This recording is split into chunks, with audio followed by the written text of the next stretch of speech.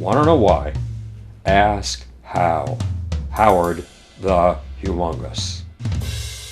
Hamas has successfully convinced activists from LA to Tokyo that Israel is committing genocide in its attack on the Gaza Strip. But the real maker of genocide in Gaza is Hamas. The latest story on the Hamas war is a blockbuster from the New York Times that ran on Wednesday, November 7th. In it, the Times quotes Khalil al-Hayya, a member of Hamas' top leadership, and this Hamas leader reveals the terror group's real goal: a permanent war on all of Israel's borders, a war involving all of Israel's Arab neighbors, setting the Middle East ablaze, and producing a struggle that would invite World War III. The Times explains that Hamas' goal is to put the Palestinian issue back on the table, as if all that Hamas wants is a two-state solution. But the Times is being conned. Another Hamas official was more candid. He explained in Arabic to the Lebanese TV station LBCI in October that the real goal is the annihilation of Israel. As the slogan being chanted in streets worldwide says, "From the river to the sea." The real goal is genocide. Hamas' mission, in fact, is to follow Muhammad's orders and to kill all the world's Jews. Remember, Muhammad insisted, "Whoever of the Jews falls into your hands, kill him.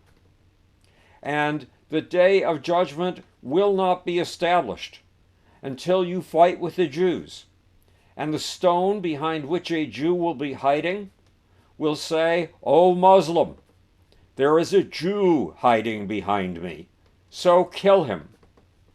Or as the Ayatollah Ruhollah Khomeini, the founder of today's Iran, put it, "Islam has obliterated many tribes because they were harmful to the welfare of Muslims." In other words, Muhammad ordered obliterating the Jews. Muhammad ordered genocide. Meanwhile, the most common sort of Hamas war news story in the last week was the outrage roused on November 4th when Israel bombed an ambulance outside the Shifa hospital, the biggest hospital in Gaza. But this story was the opposite of what it seemed. The Hamas publicity machine painted the ambulance bombing as a crime against humanity and claimed that dozens of civilians had been killed, including 5 children. Hamas used the incident to drive home its key propaganda point, that Israel is committing genocide against the Palestinians. But who is really setting up this genocide? Wednesday, Israel's Army radio revealed that Hamas headquarters, its top command and control center, is underneath Shifa Hospital. In other words, if Israel attacks Hamas headquarters, it may be forced to kill the thousands of civilians who have flocked to the hospital for safety, despite Israel's leaflets to those civilians urging them over and over again to leave. Hamas is using its civilians as cheese in a mousetrap.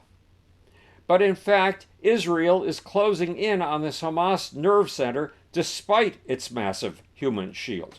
When the bombed ambulance story broke, the Israelis tried to tell us that Hamas was using ambulances as a military taxi service, a cover, carrying troops out of one battle and into the next, and carrying weapons and ammunition, using ambulances so that Hamas soldiers can pop up, ambush Israeli fighters, then disappear again. On Wednesday, November 8th, Israel produced the proof. Israel's Shin Bet, its FBI, released videotape of a Hamas prisoner being interrogated, seemingly with no torture or compulsion anywhere in sight. The Hamas fighter apparently knew what he was talking about. He had outstanding terrorist credentials. He was one of the terrorists who tortured, raped, and killed 1,400 people in southern Israel on October 7th. He was a member of the Nukba force. Here's what he said. Hamas has its own ambulances. The appearance of Hamas ambulances is similar to civilian ambulances so that they do not arouse suspicion or be bombed by Israel. In other words, Hamas is hiding behind the skirts of humanitarianism. But that's not all. The Hamas terrorist goes on to say, most of Hamas senior political and military figures are hiding in hospitals, especially Shifa Hospital. Remember, Shifa Hospital is where the Israeli attack on an ambulance occurred. The captured Hamas fighter goes on to say, during combat, ambulances are also used to evacuate fighters and operatives. They also transport food, improvised explosive devices, and weapons, because that's the safest way to get there. Then he adds casually, quote, I can leave with any ambulance I want, meaning he can go from any location he wants to any location he chooses by ambulance. In other words, ambulances are Uber and Lyft for Hamas. They are necessary military targets for the Israelis. Meanwhile, the captured soldier added that a lot of the Gaza Strip had been booby-trapped with cables leading to operating systems. And where are these military operating systems? The captured fighter says, in mosques and civilian clinics. You heard that right. Hamas military operating systems are in mosques and medical clinics. Hamas has guaranteed the deaths of thousands of Gaza's civilians by building 311 miles of military tunnels beneath homes, kindergartens, mosques, and most important, hospitals. And in the eyes of Hamas, the 10,000 civilian lives lost in the Gaza Strip are not lost at all.